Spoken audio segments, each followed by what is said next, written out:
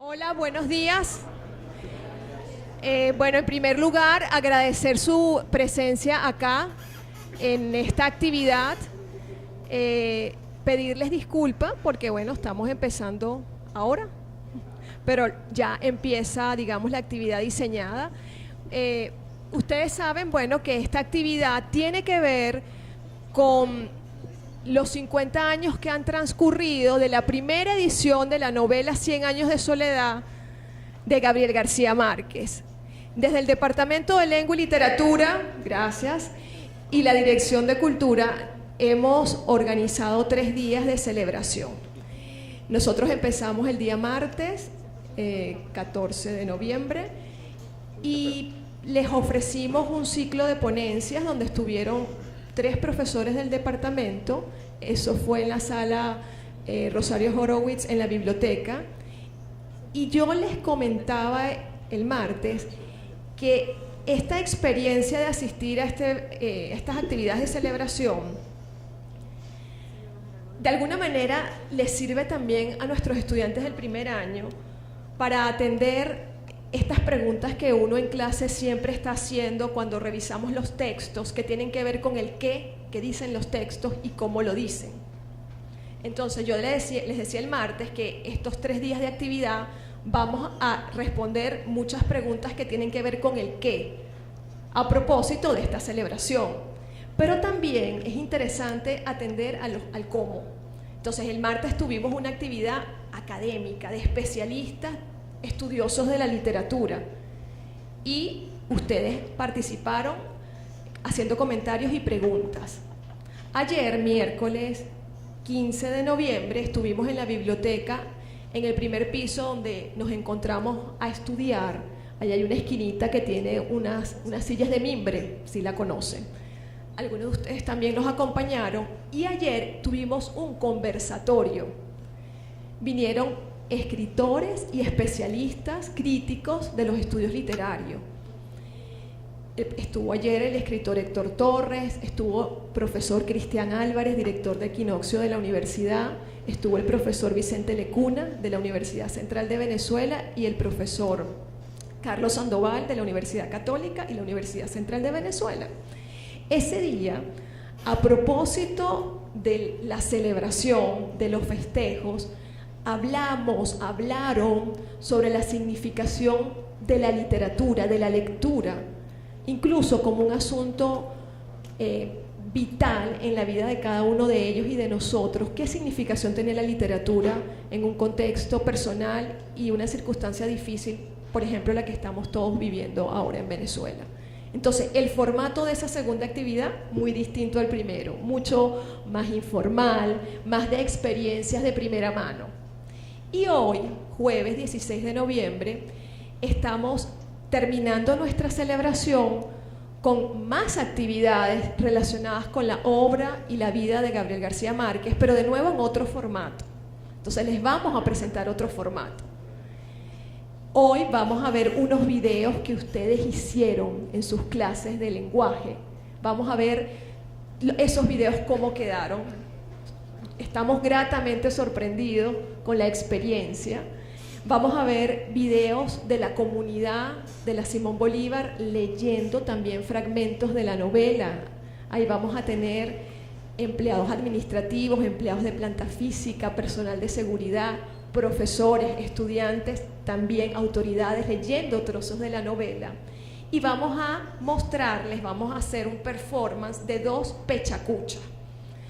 Pechacucha es un término japonés que inventaron unos británicos arquitectos, estuvieron un tiempo en Japón, y es la denominación de una presentación muy cortita, dura 6 minutos y medio, más o menos. Entonces la profesora Isabel Martins y yo vamos a hacer por primera vez un pechacucha intentando ajustarnos a ese cómo, a ese formato muy cortito para dar información, para compartir una pequeña pesquisa que hicimos. Además, tenemos un invitado especial, tenemos a la Embajada de Colombia a través del consejero de la Embajada, el doctor Augusto Blanco Villalba, que también nos va a acompañar al final de la mañana con unas sorpresas. Vamos a Él nos va a hablar de la significación de Caracas en la vida del Gabo, en su obra y en su vida. Vamos a escuchar al Gabo directamente y hay algo final muy interesante que es un regalo que la Embajada de Colombia nos hace a la comunidad, a nosotros aquí, que estamos todos reunidos. Y descansamos a las 2:30, pues yo me voy a almorzar, nos vamos a comer, y a la 1:30 vamos a ver un documental que es el cine, la película Sorpresa. Vamos a ver un documental que tiene que ver con el vallenato colombiano y tiene que ver con el imaginario del Caribe colombiano en espacios geográficos que contrastan, frío, calor. Por ejemplo, vamos a ver un viaje de un grupo de vallenato, un viaje muy singular, que es la excusa para también acercarnos en otro formato a lo que significa todo el imaginario del Caribe colombiano, y creo que eso va a estar emparentado con una de las escenas emblemáticas de la novela, cuando Aureliano Buendía, por ejemplo, conoce el hielo. ¿Se acuerdan? Esa primera parte, bueno, tiene que ver con eso. Esa es nuestra programación del día de hoy. Bueno, entonces, el orden va a ser así. Vamos a ver los videos primero, vamos a ver el video, lo vamos a ver por parte, luego voy yo a presentarles mi pechacucha, seguimos viendo video, luego la profesora Isabel presenta su pechacucha, terminamos de ver los videos y entramos entonces a la parte con el consejero y lo que él ha dispuesto y ha diseñado para compartir en esta ocasión, ¿sí? Entonces vamos a ver el primer video.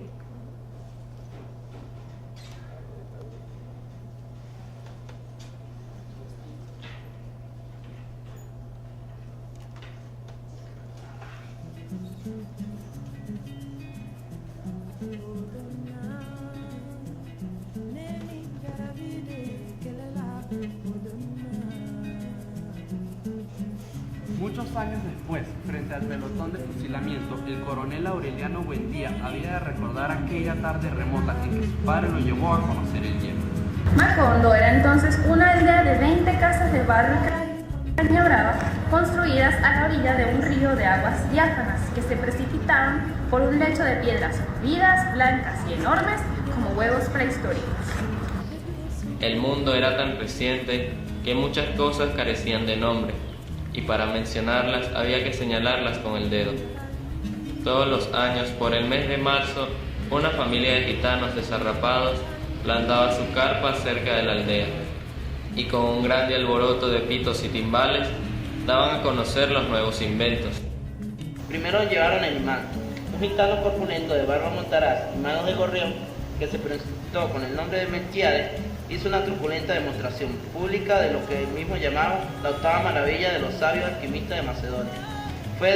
Fue de casa en casa arrastrando 2 lingotes metálicos, y todo el mundo se espantó al ver que los calderos, las palias, las tenazas y los anafes se caían de su sitio, y las maderas crujían por la desesperación de los clavos y tornillos tratando de desenclavarse.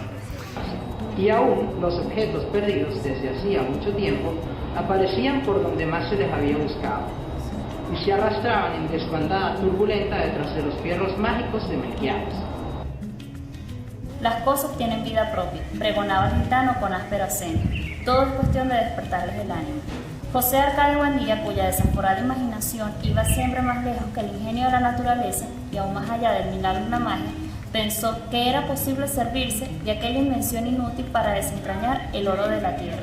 Melquiades, que era un hombre honrado, le previno: para eso no sirve.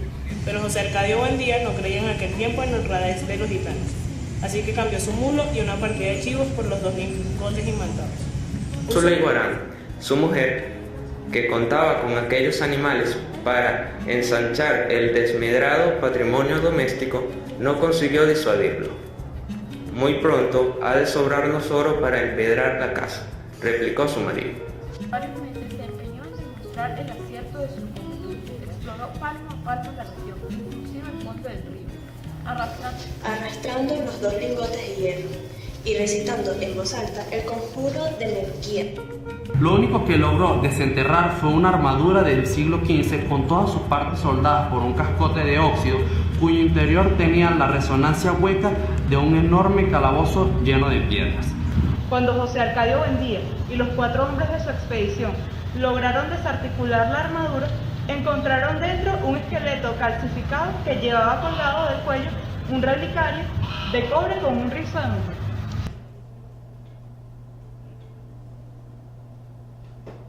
Un día estaba buscando un pequeño yunque que utilizaba para laminar los metales y no recordó su nombre. Así estuvo seguro de no olvidarlo en el futuro. No se le ocurrió que fuera aquella la primera manifestación del olvido, porque el objeto tenía un nombre difícil de recordar.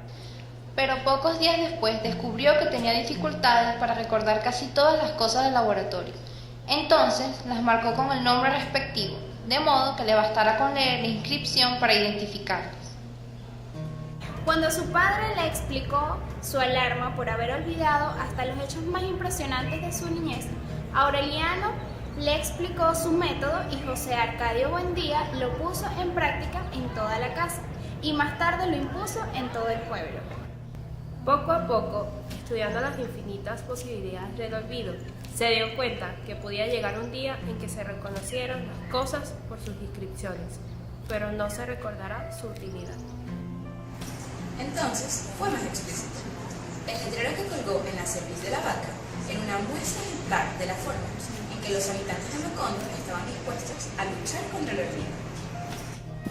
Pilar Ternera fue quien más contribuyó a popularizar esa mistificación cuando recibió el artificio de leer el pasado en las barajas como antes había leído el futuro. Mediante este recurso, los insomnes empezaron a vivir en un mundo construido por las alternativas inciertas de los naipes, donde el padre se recordaba apenas como el hombre moreno que había llegado a principios de abril, y la madre se recordaba apenas como la mujer trigueña que usaba un anillo de oro en la mano izquierda. Derrotado por aquellas prácticas de consolación, José Arcadio Buendía decidió entonces construir la máquina de la memoria que una vez había deseado para acordarse de los maravillosos inventos de los gitanos. Un carrito cubierto de trapos negros fue directamente a la casa de José Arcadio Buendía. Llevaba tanto tiempo que ya se habían reanudado las sesiones de Punto Cruz. Alguien empujó la puerta de la calle a las 2 de la tarde, en el silencio mortal del calor, y los horcones se estremecieron con tal fuerza en los cimientos, que Amaranta y sus amigas bordando en el corredor, Rebeca chupándose el dedo en el dormitorio, Úrsula en la cocina, Aureliano en el taller, y hasta José Arcadio Buendía, bajo el castaño solitario, tuvieron la impresión de que un temblor de tierra estaba desquiciando la casa. Llegaba un hombre descomunal. Sus espaldas cuadradas apenas sí cabían por las puertas. Tenía una medallita de la Virgen de los Remedios colgada en el cuello de bisonte, los brazos y el pecho completamente bordados de tatuajes crípticos y en la muñeca derecha la apretada esclava de cobre de los niños en cruz. Tenía el cuero curtido por la sal de la intemperie, el pelo corto y rapado como las crines de un muro, las mandíbulas férreas y la mirada triste. Tenía un cinturón 2 veces más grueso que la chicha de un caballo, botas con polainas y espuelas y con los tacones elevados, y su presencia daba la impresión respiratoria de un sacudimiento físico. Atravesó la sala de visitas y la sala de estar, llevando en la mano unas alforjas medio desbaratadas, y apareció como un trueno en el corredor de las Begonias, donde Amaranta y sus amigas estaban paralizadas con las agujas en el aire. Buenas, les dijo él con voz cansada, y tiró las alforjas en la mesa de labor, y pasó de largo hacia el fondo de la casa. Buenas, le dijo a la asustada Rebeca, que lo vio pasar por la puerta de su dormitorio. Buenas, le dijo a Aureliano, que estaba con los 5 sentidos alertas en el mesón de orfebrería. No se entretuvo con nadie, fue directamente a la cocina y allí se paró por primera vez en el término de un viaje que había empezado al otro lado del mundo. Buenas, dijo. Úrsula se quedó una fracción de segundo con la boca abierta. Lo miró a los ojos, lanzó un grito y saltó a su cuello gritando y llorando de alegría. Era José Arcadio. Regresaba tan pobre como se fue, hasta el extremo de que Úrsula tuvo que darle 2 pesos para pagarle el alquiler del caballo. Hablaba el español cruzado con jerga de marineros. Le preguntaron dónde había estado y contestó, por ahí, con el cuarto que le asignaron, y durmió 3 días. Se despertó y después de tomarse 16 huevos crudos, salió directamente hacia la tienda de Catarina, donde su corpulencia monumental provocó un pánico de curiosidad entre las mujeres. Ordenó música y aguardiente para todos por su cuenta. Hizo apuestas de pulso con 5 hombres al mismo tiempo. Es imposible, decía. Al convencerse de que no lograban moverle el brazo, tiene niños en cruz, Catarina. Que no creían en los artificios de fuerza, apostó 12 pesos a que no movía el mostrador.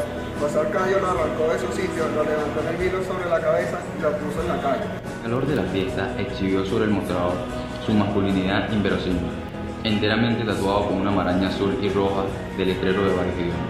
A la mujer que los asediaron con su codicia le preguntó quién pagaba más. La que tenía más ofreció 20 pesos. Entonces él propuso rifarse entre todas a 10 pesos el número. Era un precio desorbitado, porque la mujer más solicitada ganaba 8 pesos en una noche, pero todas aceptaron. Escribieron su nombre en 14 papeletas que metieron en un sombrero, y cada mujer sacó uno. Cuando solo faltaban por sacar 2 papeletas, se estableció a quienes correspondía. 5 pesos más cada una, propuso José Arcadio, y me reparto entre ambas. De eso vivía. Le había dado 65 veces la vuelta al mundo, enrolado en una tripulación de marineros apátridas. Las mujeres que se acostaron con él aquella noche en la tienda de Catarino lo llevaron desnudo a la sala de baile, para que vieran que no tenía 1 milímetro del cuerpo sin tatuar, por el frente y por la espalda, y desde el cuello hasta los dedos de los pies. No lograba incorporarse a la familia.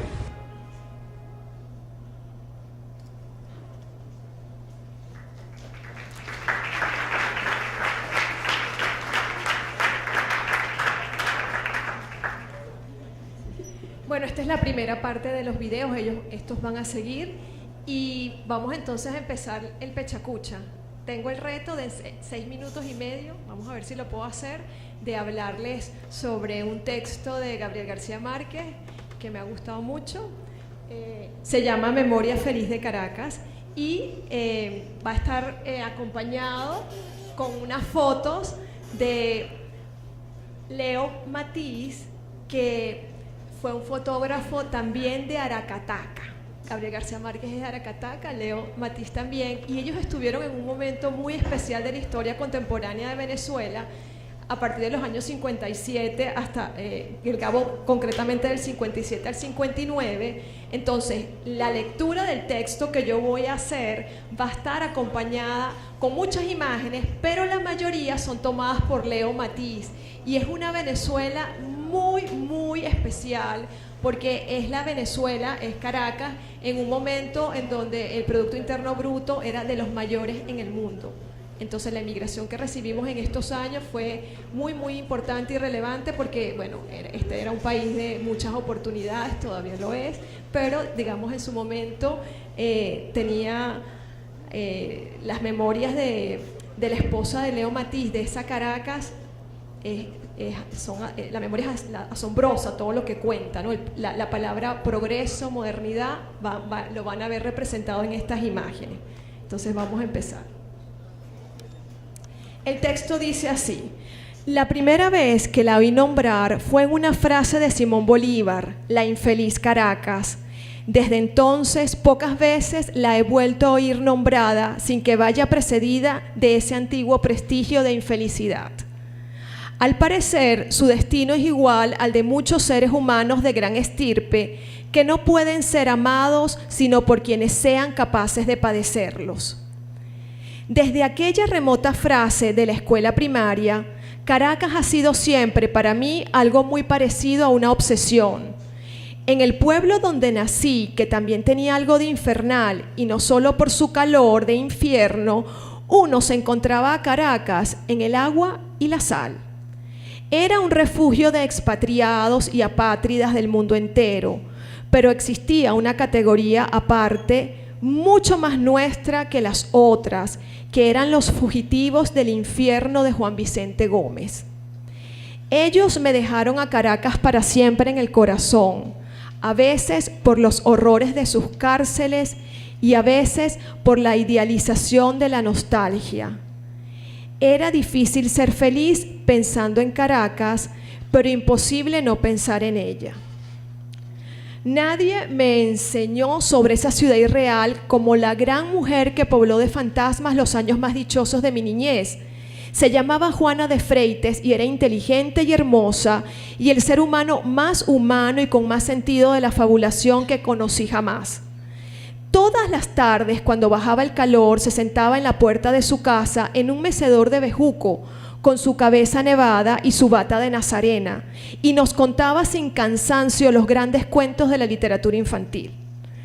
Lo mismo de siempre, desde Blancanieves hasta Gulliver, pero con una variación original, todos ocurrían en Caracas.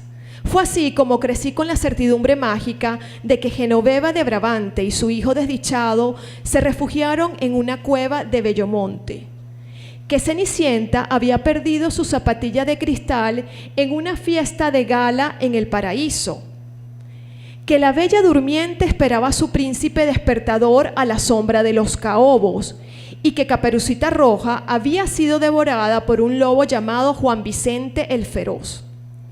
Caracas fue desde entonces una ciudad fugitiva de la imaginación, con castillos gigantes, con genios escondidos en las botellas, con árboles que cantaban y fuentes que convertían en sapos el corazón, y muchachos de prodigio que vivían en el mundo al revés dentro de los espejos. Por desgracia, nada más atroz ni suscita tantas desdichas juntas como la maravilla de los cuentos de hadas, de modo que mi recuerdo anticipado de Caracas siguió siendo el de siempre, la infeliz Caracas. Todo esto lo pensaba el 28 de diciembre de 1957, Día de los Santos Inocentes, además, mientras volaba desde París hacia Caracas en los aviones de cuerda de aquella época que tanto tiempo daban para pensar. A pesar del calor, del fragor del tránsito en las autopistas de vértigo, de las distancias más cortas y más largas del mundo, yo iba reconociendo a cada vuelta de rueda los sitios familiares de mi infancia desde que atravesé la ciudad por primera vez. Identificaba en las laderas escarpadas las cabañas de colores de los enanos, los dragones de candela, la Torre del Rey y una edificación luciferina que no solo por su nombre sobrepasaba de muy lejos a todos los horrores del mundo infantil: el helicoide de la Roca Tarpeya. Recuerdo que al verla por vez primera asomada a su precipicio mortal, volví a recordar la infeliz Caracas. Mi primer domingo de la ciudad o en la ciudad desperté con la rara sensación de que algo nos iba a suceder y la atribuí al estado de ánimo que me había inspirado con sus fábulas Doña Juana de Freitas. Pocas horas más tarde, cuando nos preparábamos para un domingo feliz en la playa, Soledad Mendoza subió de 2 zancadas las escaleras de la casa con sus botas de 7 leguas. Se alzó la aviación, gritó. En efecto, 15 minutos después la ciudad se abrió por completo en su estado natural de literatura fantástica. Los caraqueños habían salido a la azotea saludando con pañuelos de júbilo a los aviones de guerra y aplaudiendo de gozo cuando veían caer las bombas sobre el Palacio de Miraflores, que para mí seguía siendo el castillo del rey que rabió. 3 meses después, Venezuela fue por poco tiempo, pero de un modo inolvidable en mi vida, el país más libre del mundo. Y yo fui un hombre feliz, tal vez porque nunca más desde entonces me volvieron a ocurrir tantas cosas definitivas por primera vez en un solo año. Me casé para siempre, viví una revolución de carne y hueso, tuve una dirección fija, me quedé 3 horas encerrado en un ascensor con una mujer bella. Escribí mi mejor cuento para un concurso que no gané. Definí para siempre mi concepto de literatura y mis relaciones secretas con el periodismo. Manejé el primer automóvil y sufrí un accidente 2 minutos después. Y adquirí una claridad política que habría de llevarme 12 años más tarde a ingresar en un partido de Venezuela. Tal vez por eso, una de las hermosas frustraciones de mi vida es no haberme quedado a vivir para siempre en esa ciudad infernal. Me gusta su gente a la cual me siento muy parecido, me gustan sus mujeres tiernas y bravas y me gusta su locura sin límites y su sentido experimental de la vida. Pocas veces me gustan tanto en este mundo como el color del Ávila al atardecer, pero el prodigio mayor de Caracas es que en medio del hierro y del asfalto y los embotellamientos de tránsito que siguen siendo uno solo y siempre el mismo desde hace 20 años, la ciudad conserva todavía en su corazón la nostalgia del campo. Hay unas tardes de sol primaveral en que se oyen más las chicharras que los cerros, y uno duerme en el piso 15 de un rascacielos de vidrio soñando con el canto de las ranas y el pistón de los grillos, y se despierta en unas albas atronadoras, pero todavía purificadas por los cobres de un gallo. Es el revés de los cuentos de hadas, la feliz Caracas. Esto lo escribió Gabriel García Márquez en el año 1980. Gracias.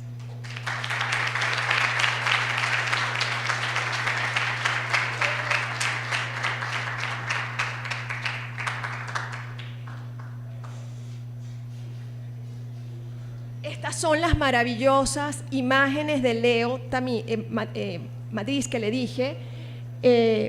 Bueno, son parte de la iconografía de la fotografía latinoamericana, y bueno, sí hay algunas otras imágenes del espacio geográfico que fue la excusa para leerles este texto cortito. Bueno, vamos a seguir viendo videos y luego viene el segundo Pechacucha.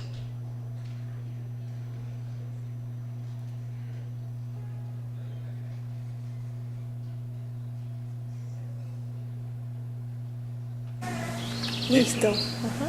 Estaba tan absorto que no sintió tampoco la segunda arremetida del viento, cuya potencia sincrónica arrancó de los quicios las puertas y la ventana, descuajó el techo de la galería oriental y desraigó los cimientos.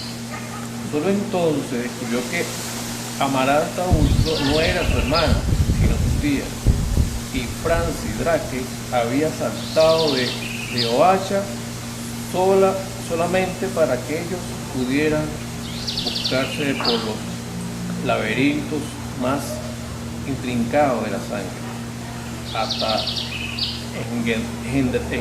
engendrar el animal mitológico que había de poner término a la estirpe Macondo. Era ya un pavoroso remolino de polvo y escombros, centrifugando por la cólera del huracán bíblico, cuando Aureliano saltó a 11 páginas para poner el tiempo en hechos demasiado conocidos, y empezó a descifrar el instante que estaba viviendo, descifrándolo a medida de que lo vivía. Acabo de decirlo, cuando Fernanda sintió que un delicado viento de luz le arrancó las sábanas, se le de las manos y la desplegó en toda su amplitud. Amaranta sintió un temblor misterioso en los encajes de sus pollerinas y trató de agarrarse de una sábana para no caer. En el instante en que Remedios, la bella, empezaba a elevarse, Úrsula, ya casi ciega, fue la única que tuvo serenidad para identificar la naturaleza de aquel viento irreparable y dejó las sábanas a merced de la luz, viendo a Remedios, la bella, que le decía adiós con las manos entre el deslumbrante aleteo de las sábanas, que subían con ellas, que abandonaban con ella el aire de los escarabajos y las dalias, y pasaban con ella a través del aire donde terminaban las 4 de la tarde, y se perdieron con ella para siempre en los altos aires donde no podían alcanzarla ni los más altos pájaros de la memoria. Muchas gracias, maravilloso. Muchos años después, frente al pelotón de fusilamiento, el coronel Aureliano Buendía había de recordar aquella tarde remota en que su padre lo llevó a conocer el hielo. Macondo era entonces una aldea de 20 casas de barro y caña brava. Contribuía a la orilla de un río de aguas diafanas que se precipitaban por un hecho de piedras pulidas blancas y enormes como huevos prehistóricos. Huevos. Lo voy a decir otra vez. Ahora sí. La raya. Sentada en el comedor de mimbre, con la labor interrumpida en el regazo. Amaranta contemplaba a Aureliano José con el mentón embadurnado de espuma, afilando la navaja barbera en la penca para afeitarse por primera vez. Se sangró las espinillas, se cortó el labio superior tratando de moldearse un bigote de pelusas rubias. Y después de todo quedó igual que antes. Pero el laborioso proceso le dejó a Amaranta la impresión de que en aquel instante había empezado a envejecer. Está idéntico a Aureliano cuando tenía tu edad, dijo, ya eres un hombre. Fue Aureliano quien concebió la fórmula que había de defenderlos durante varios meses de las evasiones de la memoria. La descubrió por casualidad. Insomne experto por haber sido uno de los primeros. Había aprendido a la perfección el arte de la platería. Un día estaba buscando el pequeño yunque que utilizaba para laminar los metales y no recordó su nombre. Su padre se lo dijo: Taz. Aureliano escribió el nombre en un papel que pegó con goma en la base del yunquecito. Derrotado por aquellas prácticas de consolación, José Arcadio Buendía decidió entonces construir la máquina de la memoria, que una vez había deseado para acordarse de los maravillosos inventos de los gitanos. El artefacto se fundaba en la posibilidad de repasar todas las mañanas y desde el principio hasta el fin la totalidad de los conocimientos adquiridos en la vida. Lo imaginaba como un diccionario giratorio, que un individuo situado en el eje pudiera operar mediante una manivela, de modo que en pocas horas pasaran frente a sus ojos las nociones más necesarias para vivir. En la entrada del camino de la Ciénaga se había puesto un anuncio que decía Macondo, y otro más grande en la calle central que decía Dios existe. En la entrada del camino de la Ciénaga se había puesto un anuncio que decía Macondo, y otro más grande en la calle central que decía Dios existe. En todas las casas se habían escrito claves para memorizar los objetos y los sentimientos, pero el sistema exigía tanta vigilancia y tanta fortaleza moral que muchos sucumbieron al hechizo de una realidad imaginaria, inventada por ellos mismos, que les resultaba menos práctica pero más reconfortante. Pilar Ternera fue quien más contribuyó a popularizar esa mistificación, cuando concibió el artificio de leer el pasado en las barajas como antes había leído el futuro. Y ese fue tal vez el único misterio que nunca se esclareció en Macondo.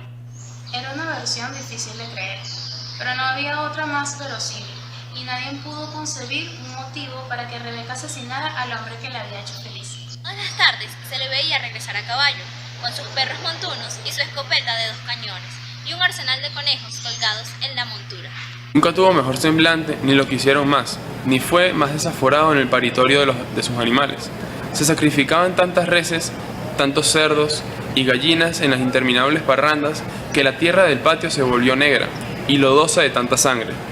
Aquello era un eterno tiradero de huesos y tripas, un muladar de sobras. Y había que estar quemando recámaras de dinamita a todas horas para que los gallinazos no le sacaran los ojos a los invitados. Aureliano II se volvió gordo, violáceo, atortugado, a consecuencia de un apetito apenas comparable al de José Arcadio cuando regresó de la vuelta al mundo. Gritó: voy a armar a mis muchachos para que acaben con estos gringos de mierda. En el curso de esa semana, por distintos lugares del litoral, sus 17 hijos fueron cazados como conejos por criminales invisibles que apuntaron al centro de sus cruces de ceniza. Aureliano triste salía de la casa de su madre a las 7 de la noche, cuando un disparo de fusil surgido de la oscuridad le perforó la frente. Aureliano Centeno fue encontrado en la hamaca que solía colgar en la fábrica, con un punzón de picarielo clavado hasta la empuñadura entre las cejas. Aureliano Serrador había dejado a su novia en casa de sus padres después de llevarla al cine y regresaba por la iluminada calle de Los Turcos, cuando alguien que nunca fue identificado entre la muchedumbre disparó un tiro de revólver que lo derribó dentro de un caldero de manteca hirviendo. Pocos minutos después, alguien llamó a la puerta del cuarto donde Aureliano Arcaya estaba encerrado como una mujer y le gritó: apúrate, que están matando a tus hermanos. Fue así como emprendieron la travesía de la sierra. Varios amigos de José Arcadio Buendía jóvenes como él, embullados con la aventura, desmantelaron sus casas y cargaron con sus mujeres y sus hijos hacia la tierra que nadie les había prometido. Antes de partir, José Arcadio Buendía enterró la lanza en el patio y degolló uno tras otro sus magníficos gallos de pelea, confiando en que en esa forma le daba un poco de paz a Prudencio Aguilar. Lo único que se llevó Úrsula fue un baúl con sus ropas de recién casada, con unos pocos útiles domésticos y el cofrecito con las piezas de oro que heredó de su padre. No se trazaron un itinerario definido, solamente procuraban viajar en sentido contrario al camino de Riohacha, para no dejar ningún rastro ni encontrar gente conocida. Fue un viaje absurdo. A los 14 meses, con el estómago estragado por la carne de mico y el caldo de culebra, Úrsula dio a luz un hijo con todas sus partes humanas. Había hecho la mitad del camino en una hamaca colgada de un palo que 2 hombres llevaban en hombros, porque la hinchazón le desfiguró las piernas.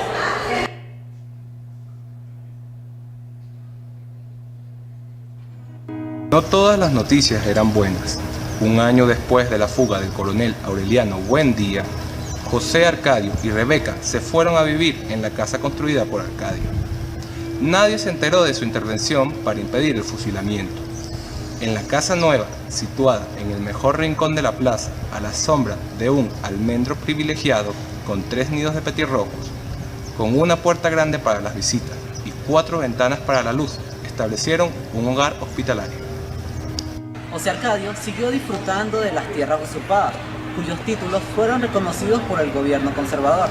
Todas las tardes se le veía regresar a caballo, con sus perros montunos y su escopeta de 2 cañones, y un zarral de conejos colgados en la montura.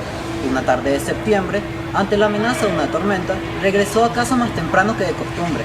Saludó a Rebeca en el comedor, amarró los perros en el patio, colgó los conejos en la cocina para salarlos más tarde y fue al dormitorio a cambiarse de ropa. Rebeca declaró después que cuando su marido entró al dormitorio, ella se encerró en el baño y no se dio cuenta de nada. Era una versión difícil de creer, pero no había otra más verosímil, y nadie pudo concebir un motivo para que Rebeca asesinara al hombre que la había hecho feliz. Ese fue tal vez el único misterio que nunca se esclareció en Macondo. Un hilo de sangre salió por debajo de la puerta, atravesó la sala, salió a la calle, siguió un curso directo por los andenes disparejos, descendió escalinatas y subió pretiles. Pasó de largo por la calle de los Turcos, dobló en una esquina a la derecha y otra a la izquierda. Volteó en un ángulo recto frente a la casa de los Buendía. Pasó por debajo de la puerta cerrada, atravesó la sala de visita, pegado a las paredes para no manchar los tapices. Siguió por la otra sala, eludió en una amplia curva la mesa del comedor. Avanzó por el corredor de los Begonias y pasó sin ser visto por debajo de la silla de Amaranca, que daba una lección de aritmética a Aureliano José, y se metió por el granero y apareció en la cocina donde Úrsula se disponía a partir 36 huevos para el pan. ¡Ave María Purísima!, gritó Úrsula. Siguió el hilo de sangre en sentido contrario, y en busca de su origen atravesó el granero.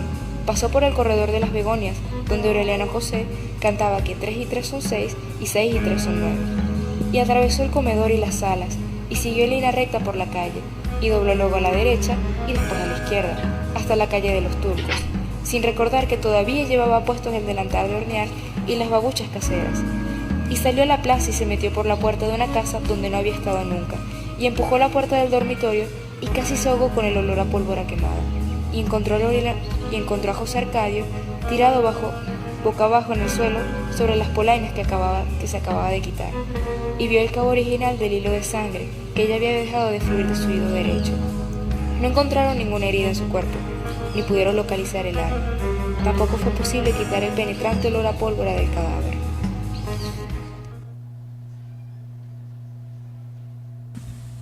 El coronel Aureliano Buendía se lo extendió de su puño eléctrico. Luego tomó un vaso de limonada y un pedazo de bizcocho que repartieron las novicias, y se retiró a una tienda de campaña que le habían preparado por si quería descansar. Allí se quitó la camisa, se sentó en el borde del catre y a las 3:15 de la tarde se disparó un tiro de pistola en el círculo de yodo que su médico personal le había pintado en el pecho. A esa hora, en Macondo, Úrsula destapó la olla de la leche del fogón, extrañada de que se demorara tanto para hervir. y la encontró llena de gusanos. «Han matado a Aureliano», exclamó. Miró hacia el patio obedeciendo a una costumbre de su soledad, y entonces vio a José Arcadio Buendía empapado, triste de lluvia y mucho más viejo que cuando murió. «Lo han matado a traición», precisó Úrsula, y nadie le hizo la caridad de cerrarle los ojos. Al anochecer, vio a través de las lágrimas los raudos y luminosos discos anaranjados que cruzaron el cielo como una exhalación, y pensó que era una señal de la muerte. Estaba todavía bajo el castaño, sollozando en las rodillas de su esposo, cuando llevaron al coronel Aureliano Buendía envuelto en una manta cartonada de sangre seca y con los ojos abiertos de rabia. Estaba fuera de peligro. El proyectil siguió una trayectoria tan limpia que el médico le metió por el pecho y le sacó por la espalda un cordón empapado de yodo. «Esta es mi obra maestra», le dijo satisfecho. Era el único punto por donde podía pasar una bala sin lastimar ningún centro vital. El coronel Aureliano Buendía se vio rodeado de novices misericordiosos que entonaban salmos desesperados por el eterno descanso de su alma. Y entonces se arrepintió de no haberse dado el tiro en el paladar como lo tenía previsto, solo por burlar el pronóstico de Pilar Ternera. Pilar Ternera. «Si todavía me quedara autoridad», le dijo el doctor, «lo haría fusilar sin fórmula de juicio, no por salvarme la vida, sino por hacerme quedar en ridículo». El fracaso de la muerte le devolvió en pocas horas el prestigio perdido. Los mismos que inventaron la patraña de que había vendido la guerra por un aposento cuyas paredes estaban construidas por ladrillos de oro, definieron la tentativa de suicidio como un acto de honor y la proclamaron mártir. Luego, cuando rechazó la orden del mérito que le otorgó el presidente de la República, hasta sus más encarnizados rivales desfilaron por su cuarto pidiéndole que desconociera los términos del armisticio y promoviera una nueva guerra. La casa se llenó de regalos de desagravio, tardíamente impresionados por el respaldo masivo de sus antiguos compañeros de armas. El coronel Aureliano Buendía no descartó la posibilidad de complacerlos. Al contrario, en cierto momento pareció tan entusiasmado con la idea de una nueva guerra que el coronel Gerineldo Márquez pensó que solo esperaba un pretexto para proclamarlo. «Hay que traer el ferrocarril», dijo. Fue la primera vez que se oyó esa palabra, Macondo, ante el dibujo que trazó Aureliano Triste en la mesa, y que era un descendiente directo de los esquemas con que José Arcadio Buendía ilustró el proyecto de la guerra solar. Úrsula confirmó su impresión de que el tiempo estaba dando vueltas en redondo. Pero al contrario de su abuelo, Aureliano Triste no perdía el sueño ni el apetito, ni atormentaba a nadie con crisis de mal humor, sino que concebía los proyectos más desatinados como posibilidades inmediatas, elaboraba cálculos racionales sobre costos y plazos y los llevaba al término sin intermedios de exasperación. Aureliano II, que si algo tenía del bisabuelo y algo de faltaba del coronel Aureliano Buendía, era una absoluta impermeabilidad para el escarmiento. Soltó el dinero para llevar el ferrocarril con la misma frivolidad con que soltó para la absurda compañía de navegación del hermano. Aureliano Triste consultó el calendario y se fue al miércoles siguiente para estar de vuelta cuando pasaran las lluvias. No se tuvieron más noticias. Aureliano Centeno, desbordado por las abundancias de la fábrica, había empezado ya a experimentar la elaboración de hielo con base de jugos de frutas en lugar de agua. Y sin saberlo ni proponérselo, consiguió los fundamentos esenciales de la invención de los helados, pensando en esa forma de diversificar la producción de la empresa que suponía suya, porque el hermano no daba señales de regreso después de que pasaron las lluvias. A principios del otro invierno, sin embargo, una mujer que lavaba ropa en el río a la hora de más calor atravesó la calle central lanzando alaridos en un alarmante estado de conmoción. «Ahí viene», alcanzó a explicar, «un asunto espantoso como una cocina arrastrando un pueblo». En ese momento, la población fue estremecida por un silbato de resonancias pavorosas y una descomunal respiración acesante. Las semanas precedentes se había visto a las cuadrillas que tendieron durmientes y rieles, y nadie les prestó atención porque pensaron que era un nuevo artificio de los gitanos que volvían con su centenario y desprestigiado dale que dale de pitos y sonajas pregonando las excelencias de quien iba a saber qué pendejo menjunje de jarapellinosos genios erosolimitanos. Pero cuando se restablecieron del desconcierto de los silbatazos y resoplidos, todos los habitantes se echaron a la calle y vieron a Aureliano Triste saludando con la mano desde la locomotora, y vieron hechizados el tren adornado de flores que por primera vez llegaba con 8 meses de retraso. El inocente tren amarillo que tantas incertidumbres y evidencias, y tantos halagos y desventuras, y tantos cambios, calamidades y nostalgias, había de llevar a Macondo.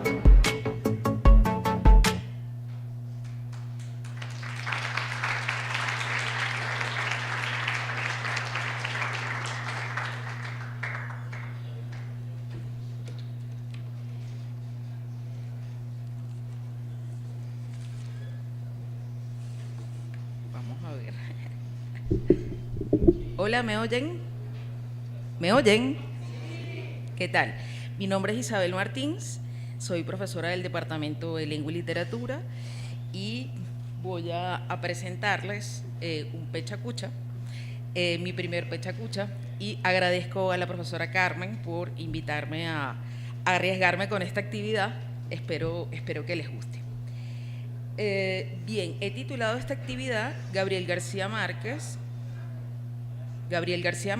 dos de sus peleas más famosas.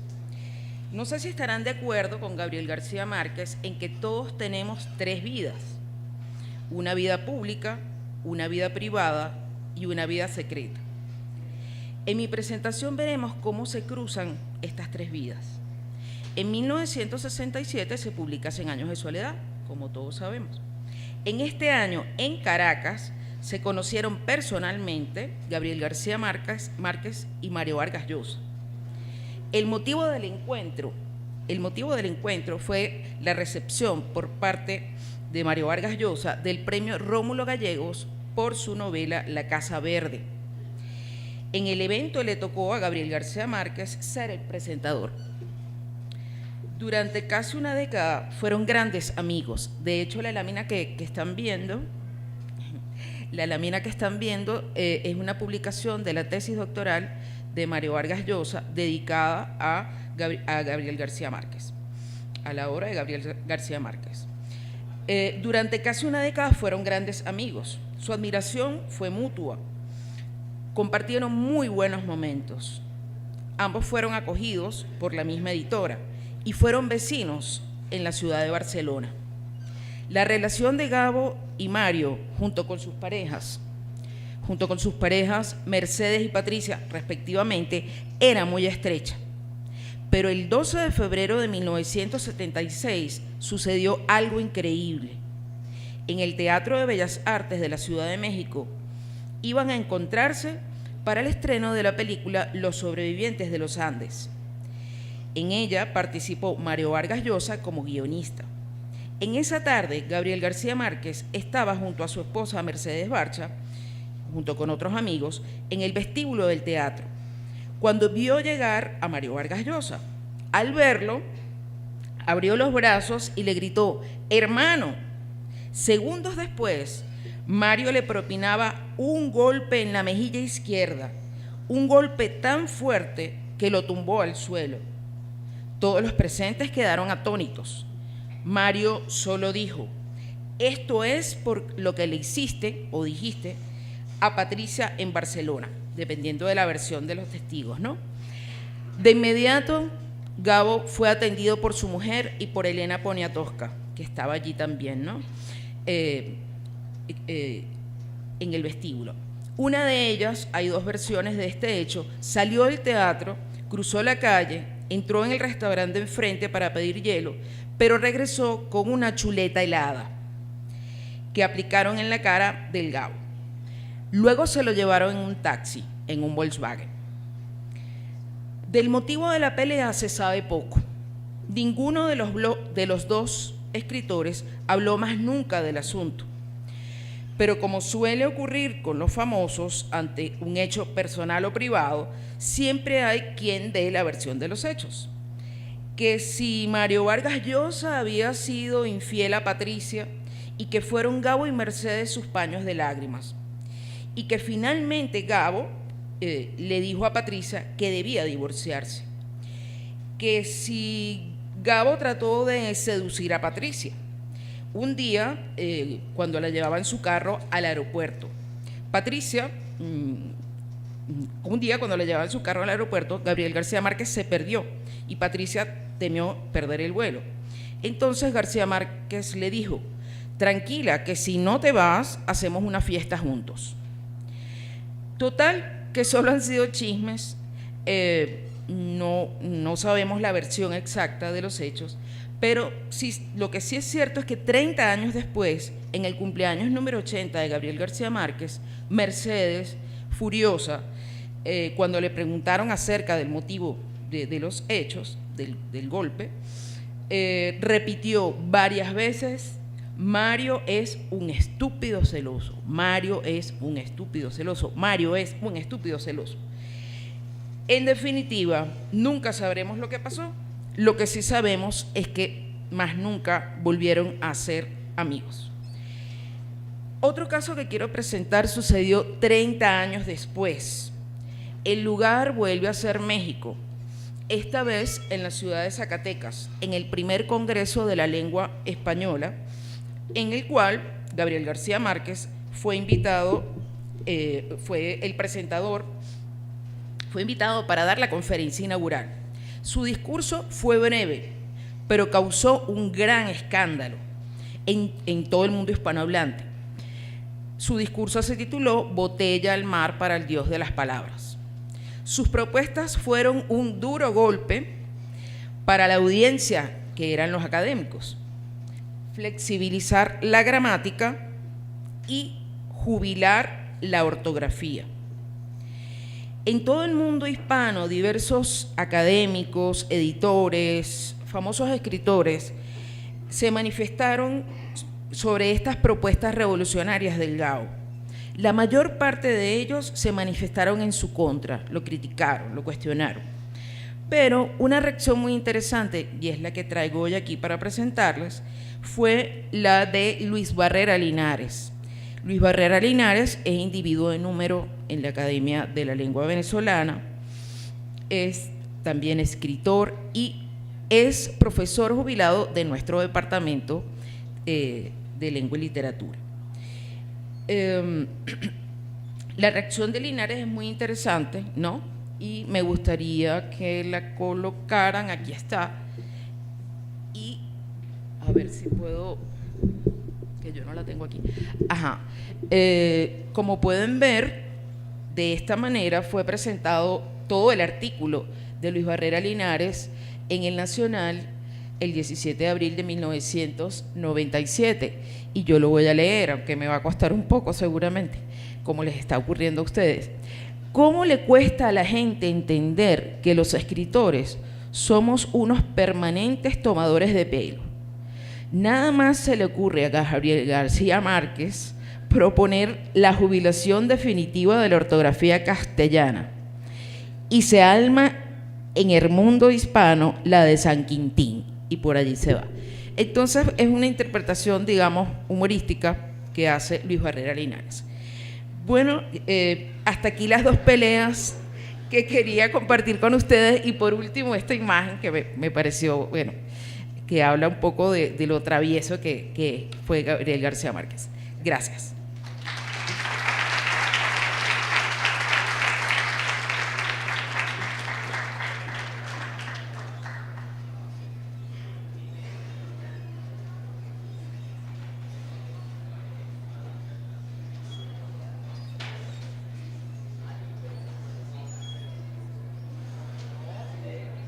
A pesar de la visible hostilidad de la familia, Fernanda no renunció a la voluntad de imponer los hábitos de sus mayores. Terminó con la costumbre de comer en la cocina y cuando cada quien tenía hambre, impuso la obligación de hacerlo a horas exactas en la mesa grande del comedor, arreglada con manteles de lino y con los candelabros y el servicio de plata. Soy el coronel Gregory Stevenson. Llevaba malas noticias. Los últimos focos de resistencia liberal, según dijo, estaban siendo exterminados. El coronel Aureliano Buendía, a quien había dejado batiéndose en retirada por los lados del río Hacha, le encomendó la misión de hablar con Arcadio. Debía entregar la plaza sin resistencia, poniendo como condición que se respetaran bajo palabra de honor la vida y las propiedades de los liberales. Un hilo de sangre salió por debajo de la puerta, atravesó la sala, salió a la calle, siguió en un curso directo en los andenes disparejos, descendió escalinatas y subió petriles, pasó de largo por la calle de los Turcos, dobló en una esquina a la derecha y otra a la izquierda, volteó en ángulo recto frente a la casa de los Buendía, pasó por debajo de la puerta cerrada, atravesó la sala de visitas pegado a las paredes para no manchar los tapices, siguió por la otra sala, eludió en una curva amplia la mesa del comedor, avanzó por el corredor de las begonias y pasó sin ser visto por debajo de la silla de Amaranta que daba una lección de aritmética a Aureliano José. A pesar de que el coronel Aureliano Buendía seguía creyendo y repitiendo que Remedios la Bella era en realidad el ser más lúcido que había conocido jamás y que lo demostraba a cada momento con su asombrosa habilidad para burlarse de todos, la abandonaron a la buena de Dios. Los primeros días no encontraron un obstáculo apreciable. Descendieron por la pedregosa ribera del río hasta el lugar en que años antes habían encontrado la armadura del guerrero, y allí penetraron al bosque por un sendero de naranjos silvestres. Al término de la primera semana, mataron y asaron venado, pero se conformaron con comer la mitad y salar el resto para los próximos días. Muchos años después, frente al pelotón de fusilamiento, el coronel Aureliano Buendía había de recordar aquella tarde remota en que su padre lo llevó a conocer el hielo. Deslumbrada por tantas y tan maravillosas invenciones, la gente de Macondo no sabía por dónde empezar a asombrarse. Se trasnochaban contemplando las pálidas bombillas eléctricas alimentadas por la planta que llevó a Aureliano Triste en el segundo viaje del tren. Amaranta descubrió de pronto que aquella niña que había criado, que apenas despuntaba a la adolescencia, era ya la criatura más bella que se había visto en Macondo. Sintió renacer en su corazón el rencor que en otro tiempo experimentó contra Rebeca, y rogándole a Dios que no la arrastrara hasta el extremo de desearle la muerte, la desterró del costurero. Muchos años después, frente al pelotón de fusilamiento, el coronel Aureliano Buendía había de recordar aquella tarde remota en que su padre lo llevó a conocer el hielo. Purísima, gritó Úrsula. Siguió el hilo de sangre en sentido contrario, y en busca de su origen. Atravesó el granero, pasó por el corredor de las begonias donde Aureliano José cantaba que 3 y 3 son 6, y 6 y 3 son 9, y atravesó el comedor y las salas, y siguió en línea recta por la calle, y dobló luego a la derecha, y después a la izquierda, hasta la calle de los Turcos, sin recordar que todavía llevaba puesto el delantal de hornear y las babuchas caseras, y salió a la plaza, y se metió por la puerta de una casa donde nunca había estado, y empujó la puerta del dormitorio y casi se ahogó con el olor de la pólvora quemada, y encontró a José Arcadio tirado boca abajo en el suelo sobre las polainas que se acababa de quitar, y vio el cabo original del hilo de sangre que ya había dejado de fluir en su oído derecho. No encontraron ninguna herida en su cuerpo ni pudieron localizar el arma. Tampoco fue posible quitar el penetrante olor a pólvora en el cadáver. Quienes conocían el secreto de su filiación pensaron por aquella réplica que también él estaba al corriente, pero en realidad no lo estuvo nunca. Pilar Ternera, su madre, que le había hecho hervir la sangre en el cuarto de daguerrotipia, fue para él una obsesión tan irresistible como lo fue primero para José Arcadio y luego para Aureliano. A pesar de que había perdido su encanto y el esplendor de su risa, él la buscaba y la encontraba en el rastro de su olor de humo. Poco antes de la guerra, un mediodía, ella fue más tarde que de costumbre buscar a su hijo menor a la escuela. Arcadio la estaba esperando en el cuarto donde solía hacer la siesta y donde después instaló el cepo. Mientras el niño jugaba en el patio, él esperó en la hamaca, temblando de ansiedad, sabiendo que Pilar Ternera tenía que pasar por ahí. Llegó Arcadio, la agarró por la muñeca y trató de meterle en la hamaca. No puedo, dijo Pilar Ternera horrorizada. No te imaginas cómo quisiera complacerte, pero Dios es testigo que no puedo. La elefanta seccionaba la carne con las artes de un cirujano y la comía sin prisa y hasta con un cierto placer. Era gigantesca y maciza, pero contra corpulencia colosal prevalecía la ternura de la feminidad, y tenía un rostro tan hermoso y unas manos tan finas y bien cuidadas, y un encanto personal tan irresistible, que cuando Aurelio II la vio entrar a la casa, comentó en voz baja que hubiera preferido no hacer el torneo en la mesa, sino en la cama. «Han matado a Aureliano», exclamó. Miró hacia el patio, obedeciendo una costumbre de su soledad, y entonces vio a José Arcadio Buendía, empapado, triste de lluvia, y mucho más viejo que cuando murió. «Lo han matado a traición», precisó Úrsula, y nadie le hizo la caridad de cerrarle los ojos. Al anochecer, vio a través de las lágrimas los raudos y luminosos discos anaranjados que cruzaban el cielo como una exhalación y pensó que era una señal de la muerte. No todas las noticias eran buenas. Un año después de la fuga del coronel Aureliano Buendía, José Arcadio y Rebeca se fueron a vivir en la casa construida por Arcadio. Nadie se enteró de su intervención para impedir el fusilamiento. En la casa nueva, situada en el mejor rincón de la plaza, a la sombra de un almendro privilegiado, con 3 nidos de petirrojos con una puerta grande para las visitas y 4 ventanas para la luz, establecieron un hogar hospitalario. Estas cosas que tanto consternaban a Úrsula eran corrientes en aquel tiempo. Macondo naufragaba en una prosperidad de milagro. Las casas de barro y cañabrada de los fundadores habían sido reemplazadas por construcciones de ladrillos. A partir de entonces, Úrsula no tenía sino que recordar la fecha para conocer el lugar exacto en que estaba sentada Amaranta. Aunque el temblor de las manos era cada vez más perceptible y no podía con el peso de los pies, nunca se vio su menudita figura en tantos lugares al mismo tiempo. Era casi tan diligente como cuando llevaba encima todo el peso de la casa. Se dio cuenta de que el coronel Aureliano Buendía no le había perdido el cariño a la familia a causa del endurecimiento de la guerra, como ella creía antes, sino que nunca había querido a nadie, ni siquiera a su esposa Remedios o a la incontable mujer. El coronel Aureliano Buendía se lo extendió de su puño y letra.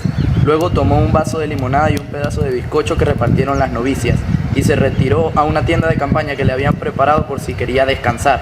Allí se quitó la camisa, se sentó en el borde del catre y a las 3:15 de la tarde se disparó un tiro de pistola en el círculo de yodo que su médico personal le había pintado en el pecho.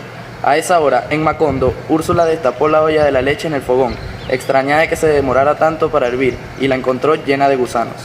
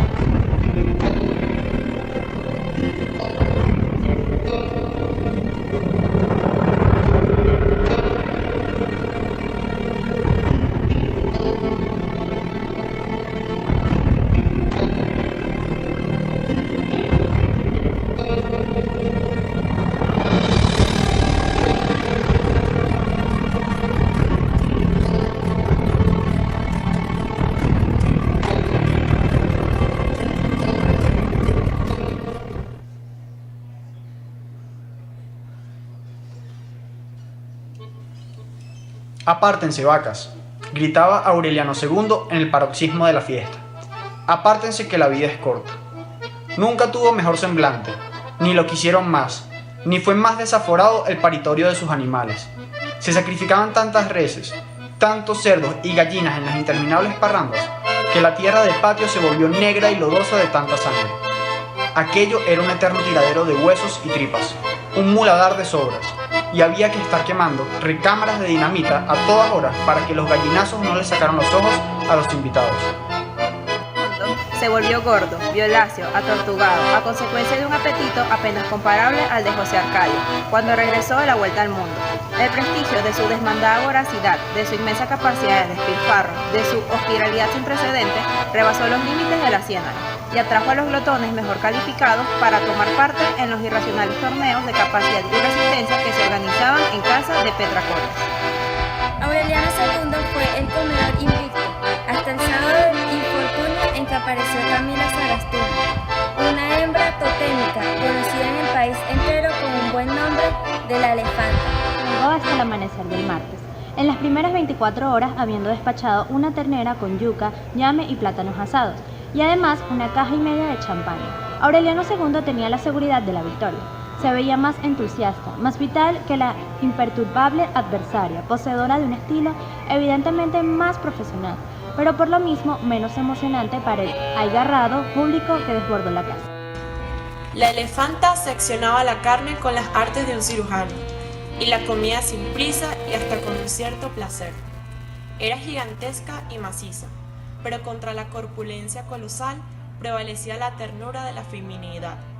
Y tenía un rostro tan hermoso, unas manos tan finas y bien cuidadas y un encanto personal tan irresistible, que cuando Aureliano II la vio entrar a la casa, comentó en voz baja que hubiera preferido no hacer el torneo en la mesa, sino en la cama. Más tarde, cuando la vio consumir el cuadril de la ternera, sin violar una sola regla de la mejor urbanidad, comentó seriamente que aquel delicado, fascinante e insaciable proboscidio era en cierto modo la mujer ideal. No estaba equivocado. La fama de quebrantahuesos que precedió a la elefanta carecía de fundamento. No era trituradora de bueyes ni mujer bárbara en un circo griego como se decía, sino directora de una academia de canto. Había aprendido a comer siendo ya una respetable madre de familia, buscando un método para que sus hijos se alimentaran mejor y no mediante estímulos artificiales del apetito, sino mediante la absoluta tranquilidad del espíritu. Su teoría, demostrada en la práctica, se fundaba en el principio de que una persona que tuviera perfectamente arreglados todos los asuntos de su conciencia podía comer sin tregua hasta que la venciera el cansancio. De modo que fue por razones morales y no por interés deportivo que desatendió la academia y el hogar para competir con un hombre cuya fama de gran comedor sin principios le había dado la vuelta al país. Desde la primera vez que lo vio, se dio cuenta de que Aureliano II no lo perdería el estómago, sino el carácter. Al término de la primera noche, mientras la elefanta continuaba impávida, Aureliano II se estaba agotando de tanto hablar y reír. Durmieron 4 horas. Al despertar, se bebió cada uno el jugo de 50 naranjas, 8 litros de café y 30 huevos crudos. Al segundo amanecer, después de muchas horas sin dormir y habiendo despachado 2 cerdos, un racimo de plátano y 4 cajas de champaña, la elefanta sospechó que Aureliano II, sin saberlo, había descubierto el mismo método que ella, pero por el camino absurdo de la irresponsabilidad total. Era, pues, más peligroso de lo que ella pensaba. Sin embargo, cuando Pepe Acotes llevó a la mesa 2 pavos asados, Aureliano II estaba a un paso de la congestión.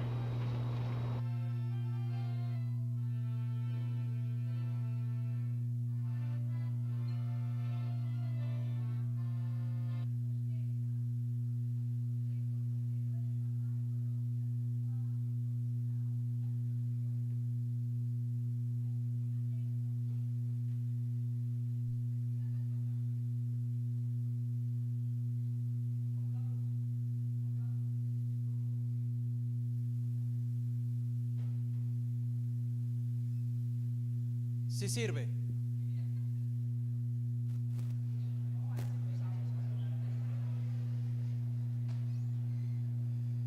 Profesora Carmen, profesora Isabel, muchas gracias por la invitación.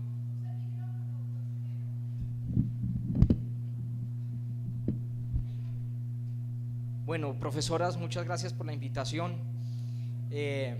A todas ustedes, a todos ustedes, muchas gracias por estar aquí. Me pidieron que participara en esta magnífica actividad académica, cultural.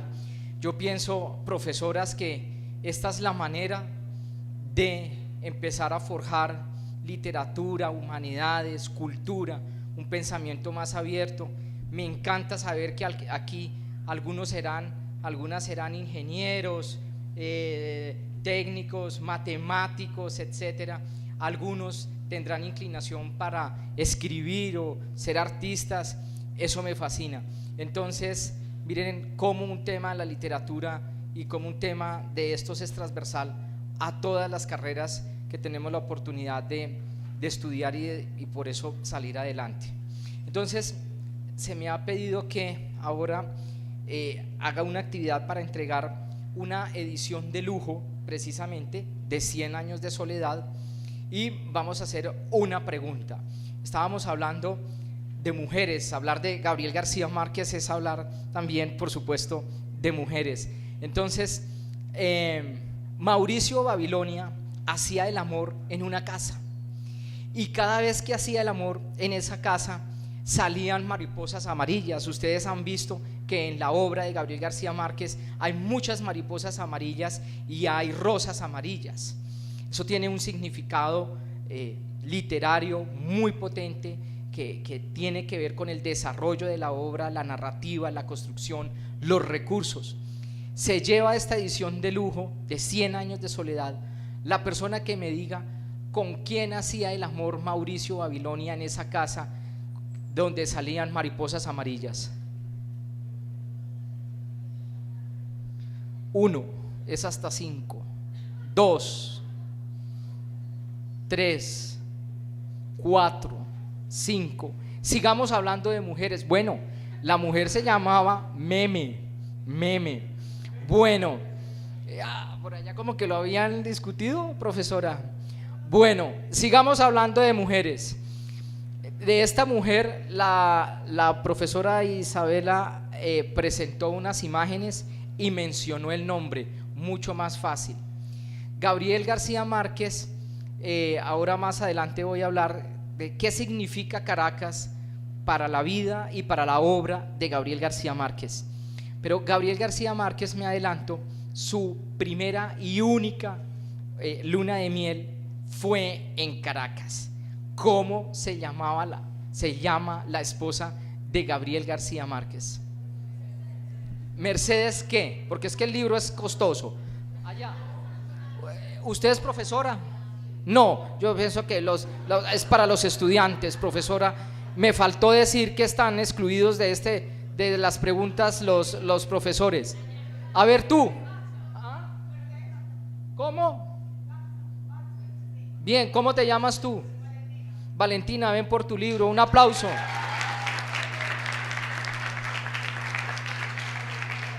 Muy bien, muy bien. Bien, esta es una edición de Random House, literatura, 100 años de soledad de Gabriel García Márquez. Felicitaciones. Bueno, profesora Carmen, entonces, ¿cómo seguimos? Bueno, lo que usted diga, profesora. Hay otros 2 premios. Hay otros 2 premios. Entonces, que ruede el video.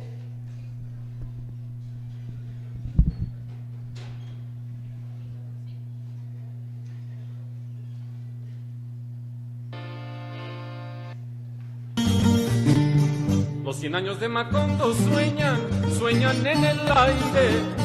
Y 2 años de Gabriel trompetas lo anuncian.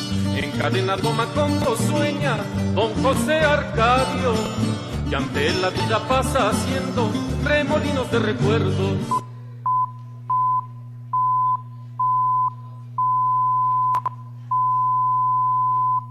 No todas las noticias eran buenas. Un año después de la fuga del coronel Aureliano Buendía, José Arcadio y Rebeca se fueron a vivir en la casa construida por Arcadio. Nadie se enteró de su intervención para impedir el fusilamiento. En la casa nueva, situada en el mejor rincón de la plaza, a la sombra de un almendro privilegiado con 3 nidos pelirrojos, con una puerta grande para las visitas y 4 ventanas para la luz, establecieron un hogar popular.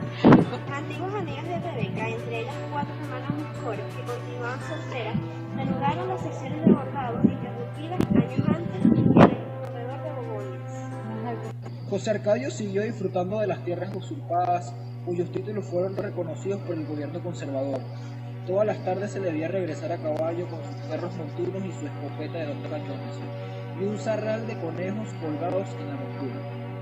Una tarde de septiembre, ante la amenaza de una tormenta, regresó a casa más temprano que de costumbre. Saludó a Rebeca en el comedor, agarró los perros en el patio, colgó los conejos en la cocina para sacarlos más tarde, y fue al dormitorio a cambiarse de ropa. Rebeca declaró después que cuando su marido entró al dormitorio, ella se encerró en el baño y no se dio cuenta de nada. Era una versión difícil de creer, pero no había otra más verosímil y nadie pudo concebir un motivo para que Rebeca asesinara al hombre que la había hecho feliz. Ese fue tal vez el único misterio que nunca se esclareció de Macondo. Tan pronto como José Arcadio cerró la puerta del dormitorio, el estampido de un pisotazo retumbó la casa. Un hilo de sangre salió por debajo de la puerta, atravesó la sala, salió a la calle, siguió en un curso directo por los andenes disparejos, descendiendo escalinaras y subiendo pretines. Pasó de largo por la calle de los Turcos, dobló en una esquina a la derecha y otra a la izquierda, volteó en ángulo recto frente a la casa de los Buendía, pasó por debajo de la puerta cerrada, atravesó la sala de visitas pegado a las paredes para no manchar los tapices, siguió por la otra sala, eludió en una curva amplia la mesa del comedor, avanzó por el corredor de las begonias y pasó sin ser visto por debajo de la silla de marranda que daba una lección aritmética a Aureliano José, y se metió por el granero y apareció en la cocina donde Úrsula se disponía a partir 36 huevos para el pan. El 4, la belleza de Remedios, violines, las pasiones de Amaranta, guitarras, el embrujo de Melquiades, oboe, Úrsula, 100 años, ¿dónde está Macondo? Úrsula, 100 años, ¿dónde está Macondo?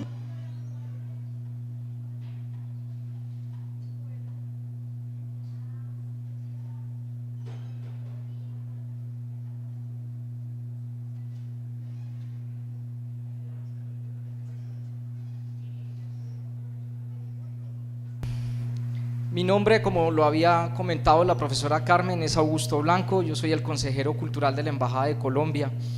Tengo la oportunidad de vida, de profesión, de vivir hace 2 años en Caracas, en esta ciudad maravillosa que ya conocía antes de adolescente, después de estudiante, y que volví a reencontrar después en mi vida profesional como diplomático.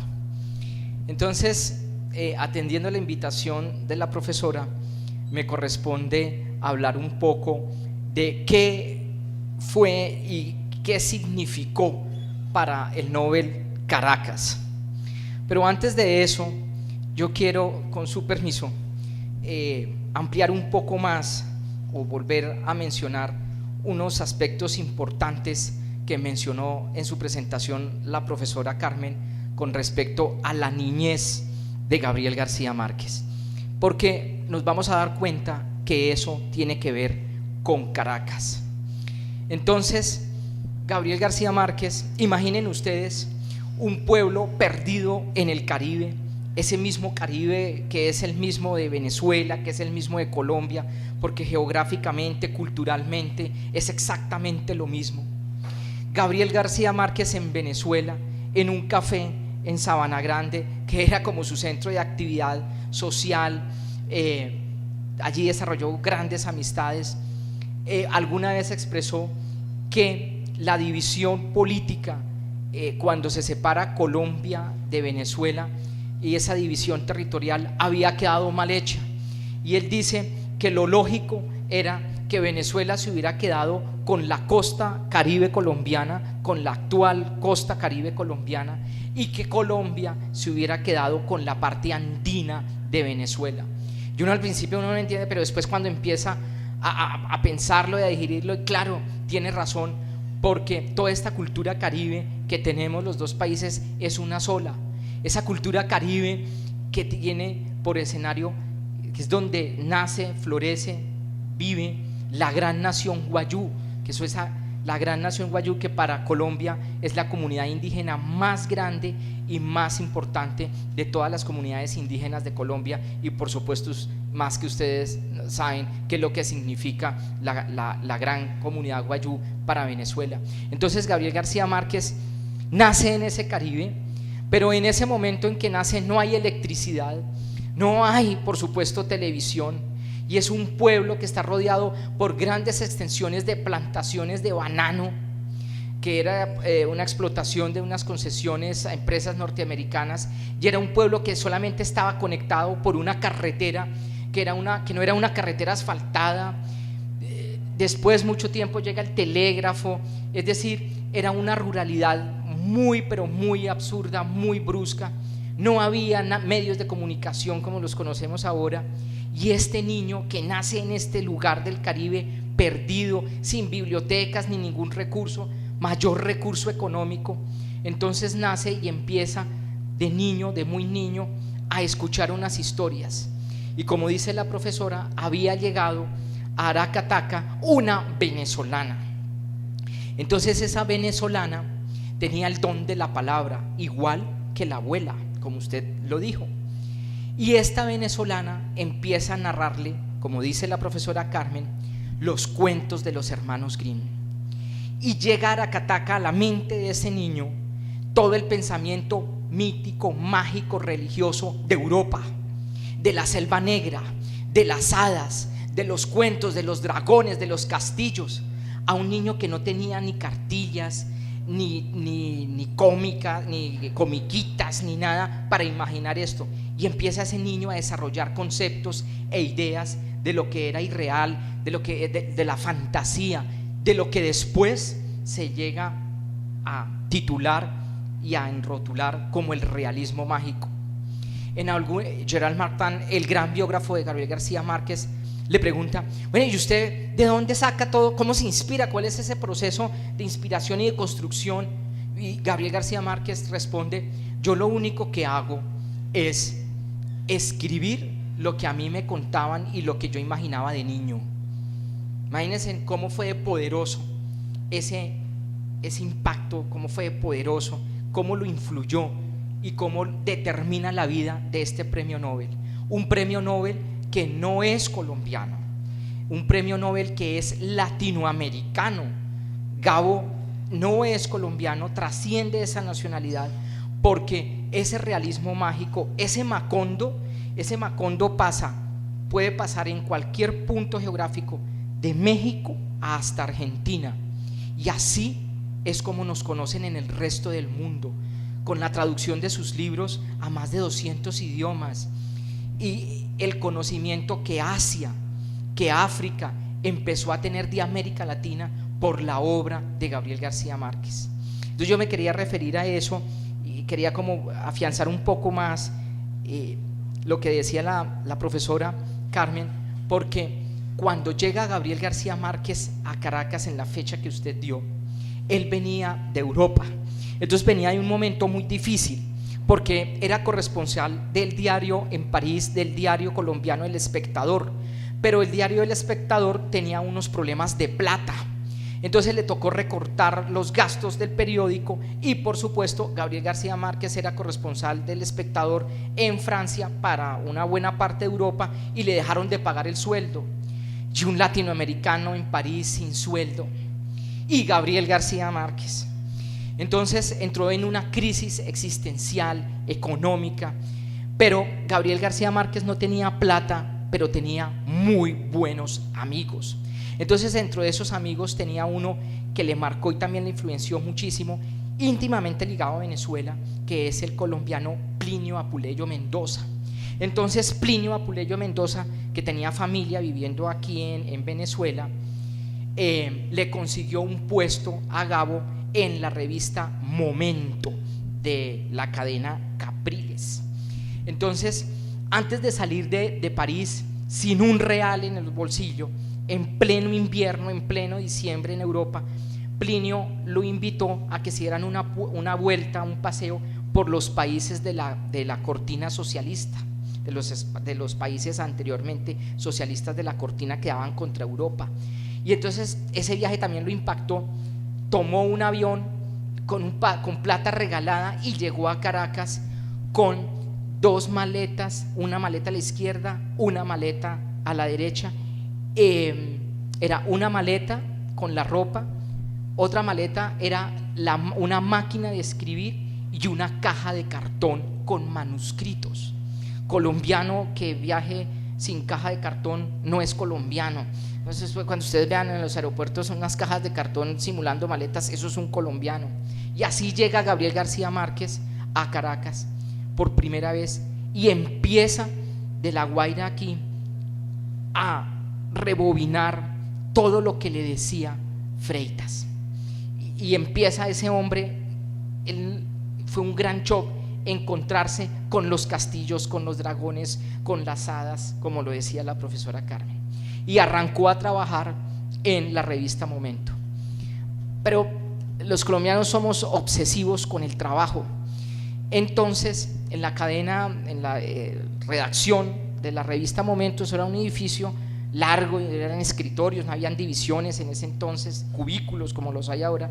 Entonces todos se iban a las 6 de la tarde, yo no había nadie trabajando, y él se quedaba a trabajar hasta las 12, 1 de la madrugada, escribiendo en su máquina, y entonces los compañeros, ese man que tanto es ese tipo que tanto trabaja. Entonces le preguntan, ¿y usted le pusieron trabajo a Gabriel García Márquez? No, pero entonces como había que aprender era un gran salón de un edificio, una planta de un edificio, no eran bombillos, sino que se apagaban todos los bombillos, un solo interruptor y apagaba todo. Entonces le dijeron: ¿y usted qué es lo que está haciendo hasta las 12, 1 de la mañana? No, es que estoy escribiendo. ¿Pero qué está escribiendo? Estoy escribiendo un libro. Entonces dijeron: no, usted no puede hacer cosas personales aquí, porque el gasto de la energía, esto aquí es para trabajar, no para escribir libros.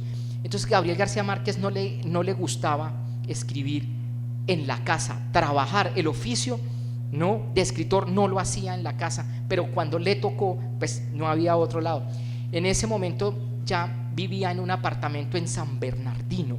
Entonces ese apartamento en San Bernardino tenía un balcón, y en ese balcón puso una mesita, una silla y la máquina de escribir, pero él salía en calzoncillos a escribir porque es un hombre caribeño. Y se formó otro problema, porque las vecinas empezaron a criticar que ese hombre a las 11 de la noche, 12 de la noche, 1 de la madrugada, escribiendo a máquina en calzoncillos. Entonces molestaban a Mercedes con eso. Entonces Gabriel García Márquez, en ese trabajo de periodista aquí, hace un clic entre la crónica y la literatura, y se dispara porque la gente compraba más revistas, más periódicos por leer sus cuentos, por leer sus pequeños cuentos, sus novelas, porque tenía ese poder de la narración, de cautivar al lector, y el tema empezaba ya a asomarse, todo el tema del realismo mágico ya se afianzaba. Una de las grandes cosas que le dio, como lo reconoce Gabriel García Márquez, Caracas a él, es su madurez personal, pero sobre todo su madurez intelectual, donde descubrió ese clic entre el periodismo, la narrativa, la literatura, y empezó a desarrollar como su propuesta de creación literaria. Entonces, estando en Caracas, en ese apartamento de San Bernardino, engendra su primer hijo, Rodrigo. Caracas, como le decía, fue su luna de miel. Estrelló, le prestó la hermana de Plinio Apuleyo Mendoza, recuerdan, el que le consiguió el puesto en la revista Momento, le prestó un carro y el hombre a las 3 cuadras lo estrelló. Se quedó encerrado 4 horas con una venezolana hermosísima en un ascensor. Y esto es increíble, esto es un realismo mágico, una ciudad con unas mujeres tan hermosas. Claro, este hombre venía primero de cuando era niño del Caribe, lo mandaron a Bogotá, una ciudad terriblemente fría, no tenía ropa de clima frío. Después se fue a estudiar a las afueras de Bogotá en un colegio que yo conozco, que es absolutamente helado, en una ciudad un pueblo que se llama Zipaquirá. Regresa a Bogotá absolutamente helado a estudiar derecho, no le gusta nada de eso, y se pone a estudiar periodismo, y su idea era el Caribe, pero después se va a Europa, el frío latinoamericano, los años 50, todo lo que pasaba en ese contexto, y regresa justamente a Caracas. Entonces ya empieza a desarrollarse como periodista, y ahí tiene la oportunidad de conocer el mundo de América Latina, pero sobre todo una cosa clave que él tenía, que él, al ser ciudadano del mundo, tenía una capacidad impresionante de relacionarse. Por eso ustedes ven imágenes y fotografías, documentales, textos de la relación de Gabriel García Márquez y Fidel Castro. Ven ustedes la relación también de Gabriel García Márquez y de Bill Clinton. Entonces les cuento, por ejemplo, a manera de anécdota, en Cartagena visitó, en visita oficial, Bill Clinton visitó Cartagena. Entonces, por supuesto, Cartagena, el Caribe, el tema cultural de la visita, uno de los temas era Gabriel García Márquez. Y en ese marco, Gabriel García Márquez le daba a Bill Clinton, presidente, un ejemplar de una novela de él. Y ese ejemplar de esa novela, de ese cuento, fue Noticia de un secuestro. Pero ustedes saben que en las visitas de los presidentes y toda la cosa, eso es rápido, protocolario, se entrega un regalo y se lo dan a una escolta, a la gente de protocolo, y ese regalo se olvidó, quedó perdido. Pues ese libro que le regaló Gabriel García Márquez a Bill Clinton terminó en la oficina oval de la Casa Blanca, y terminó en las manos de Bill Clinton, y Bill Clinton empezó a hojear las primeras hojas, y al ver eso, este hombre, Bill Clinton presidente, mandó cancelar su agenda de esa tarde y de la noche para quedarse leyendo este cuento que se lee en 4 o 5 horas, y se hace amigo también de Bill Clinton. Estando en México, con todos los problemas que tenía y las peleas que cazaba en México, llega en visita oficial François Mitterrand, el gran presidente francés, ¿recuerdan ustedes? Y entonces hacen una cena. François Mitterrand era un presidente muy sociólogo, antropólogo, el que le da un nuevo aire a la museografía en Francia. Y entonces en México, en el marco de esa visita, hacen una cena de la intelectualidad mexicana con François Mitterrand, y el único extranjero es Gabriel García Márquez. Y después de esta cena y de lo poco que pudo conversar en una mesa, en un banquete de Estado, François Mitterrand nombra a Gabriel García Márquez asesor del gobierno francés para la política del Caribe y de América Latina, por el conocimiento y la dimensión, pero sobre todo por los contactos que tenía. Yo tuve la oportunidad de conocer a Gabriel García Márquez, me saludó. Entonces, si él estuviera aquí en este momento y ustedes traen libros de él para que él los firmara, él se sentaba allí o se sentaba en cualquier lado y empezaba a firmarlos. Pero por ejemplo con ustedes se hubiera tardado más tiempo porque era coqueto.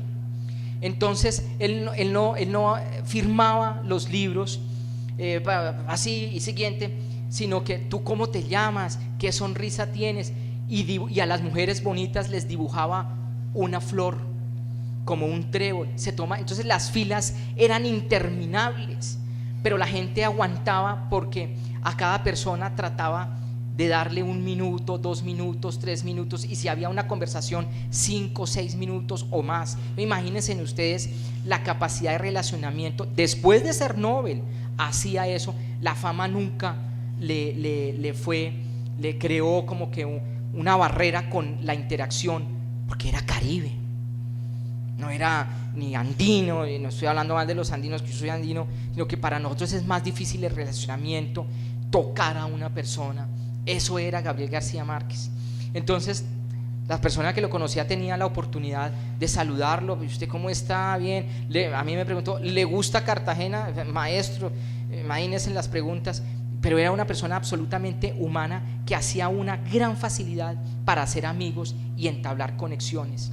Gabriel García Márquez en determinado momento fue un facilitador de la liberación de secuestrados en Colombia, por los secuestrados del ELN y de la FARC, porque pues él, con el diálogo que tenía con Fidel Castro, se hacía ahí una conexión, una triangulación, y la gente en Colombia pensaba que Gabriel García Márquez podía facilitar la liberación de secuestrados.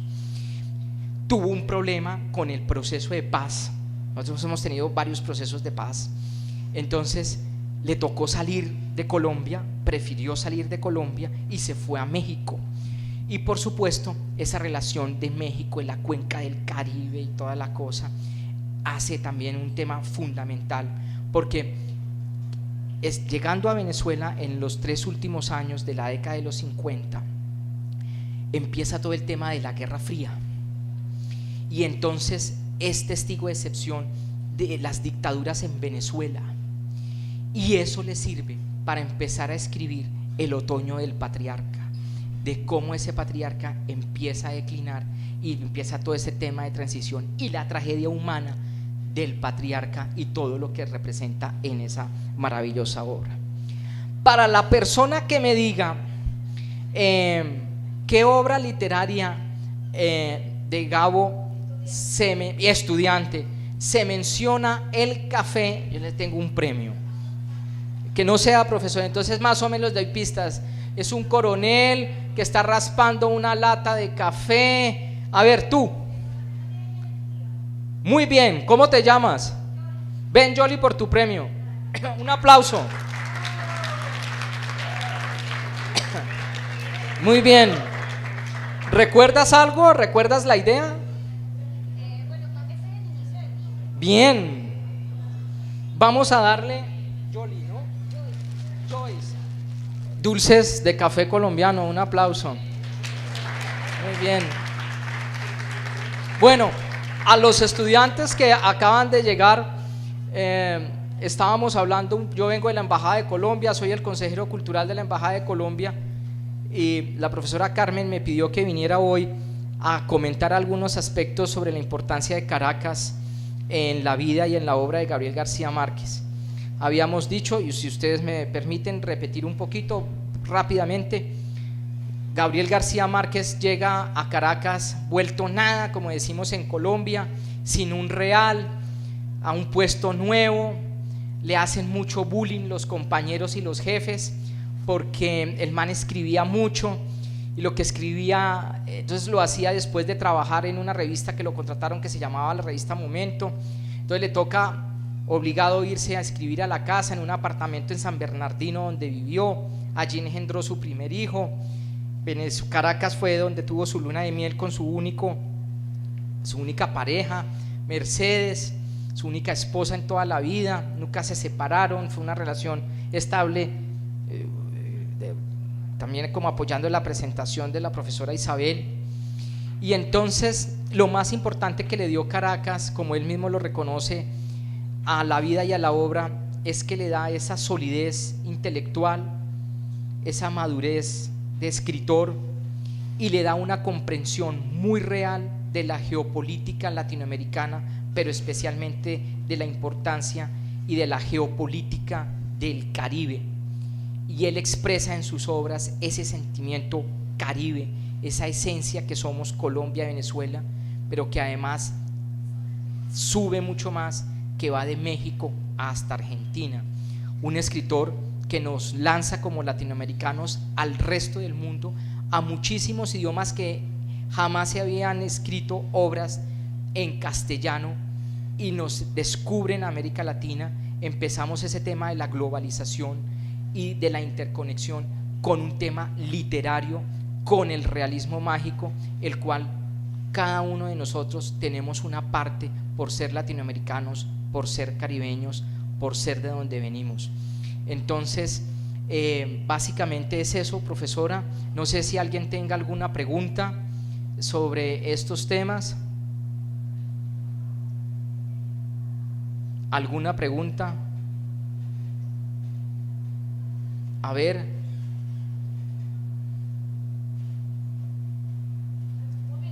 ¿Algún comentario?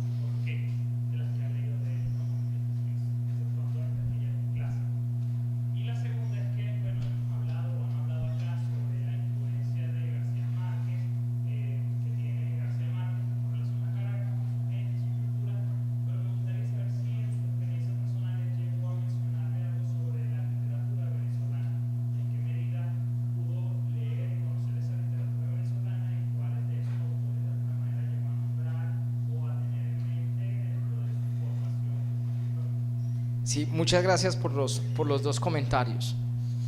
El primero, yo era adolescente y no recuerdo por qué terminé leyendo la triste historia de la Cándida Heréndida y su abuela desalmada Irene Papas.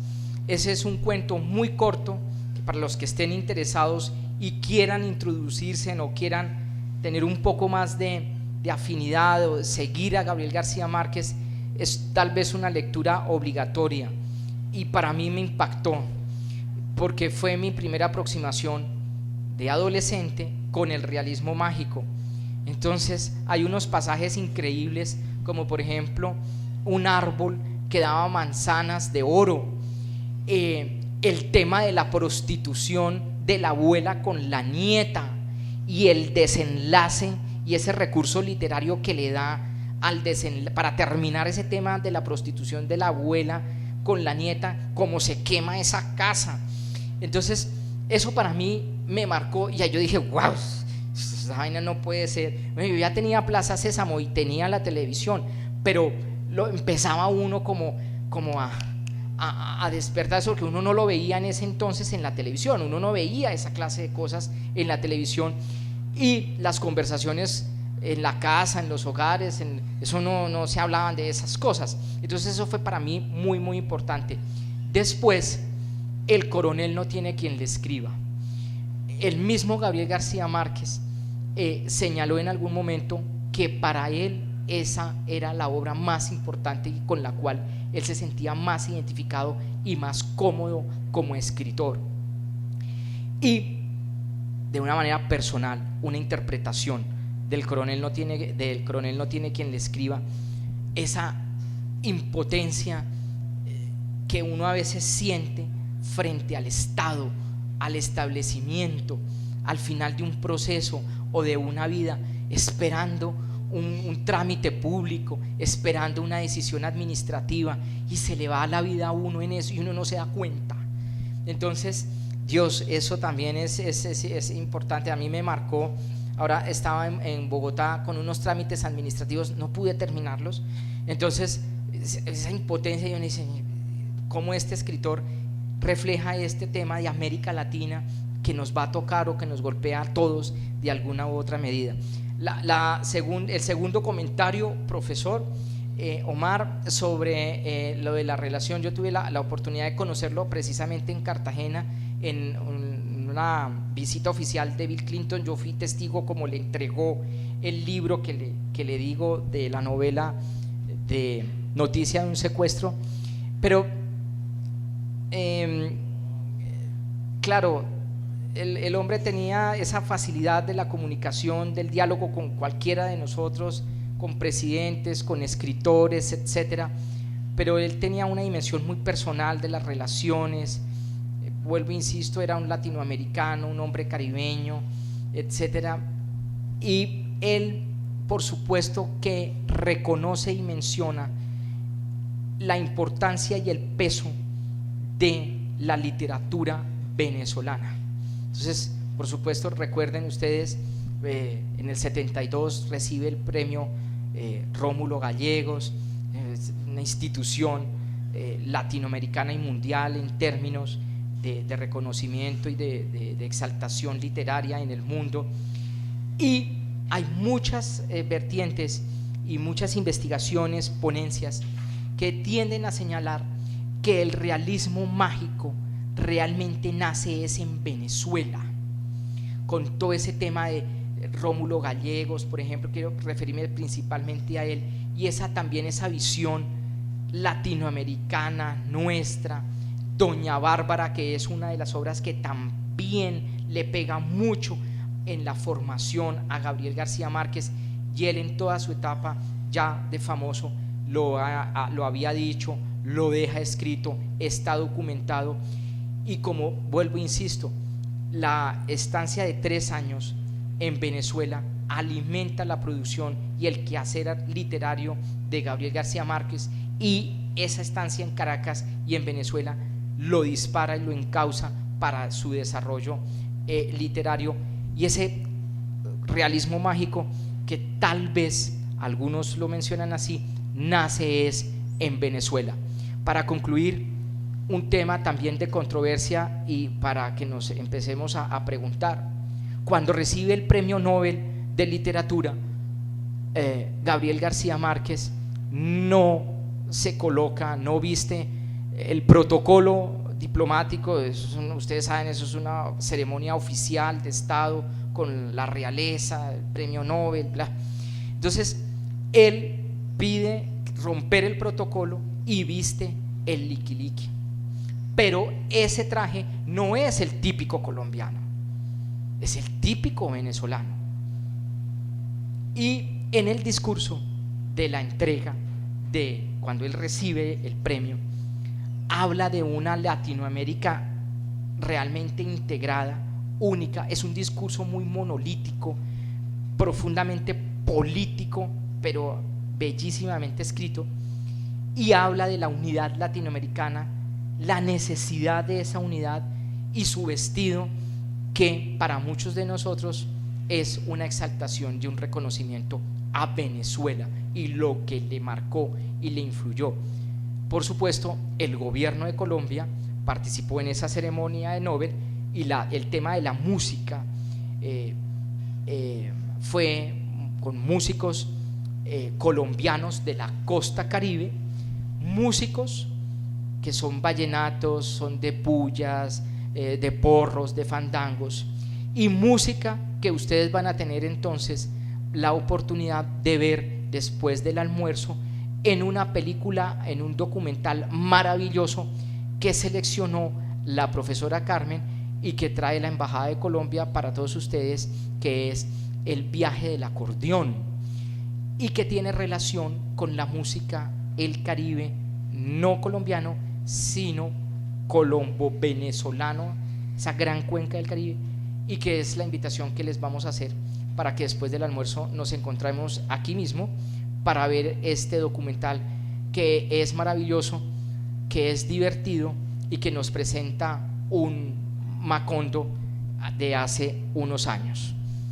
No sé si hay alguna otra pregunta, comentario. Cerramos.